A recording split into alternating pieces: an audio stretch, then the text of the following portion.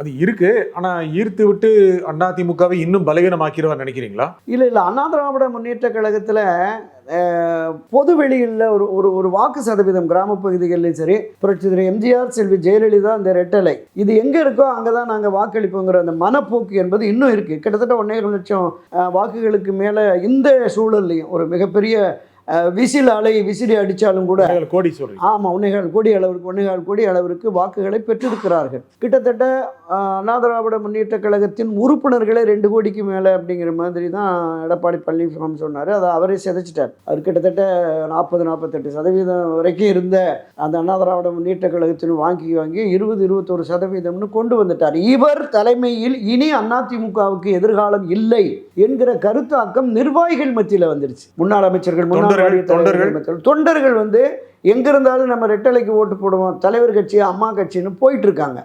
குறிப்பாக புதிய இளைஞர்கள், அரசியலுக்கு வர விரும்புகிற புதிய இளைஞர்கள் ஒரு பகுதி தாவேகாவுக்கு போயிட்டாங்க அப்படின்னு தெரியுது. இப்போ இன்னொரு பகுதி இந்த பாரம்பரியத்தில் வந்த எம்ஜிஆர், ஜெயலலிதா, ரிட்டைலை என்கிற அந்த பாரம்பரியத்தில் வந்து குடும்ப பாரம்பரியத்தில் வந்த இளைஞர்களுடைய வாக்கு இன்னும் இருக்குங்கிறது நிதர்சனம். ஆனால் இதையும் களவாடுவதற்கு, இதையும் கொண்டு செல்வதற்கு அண்ணாமலை ஒரு முயற்சியை மேற்கொள்வாரோ அப்படிங்கிற பயம், சந்தேகம் அதிமுகவுக்கு இருக்குன்னு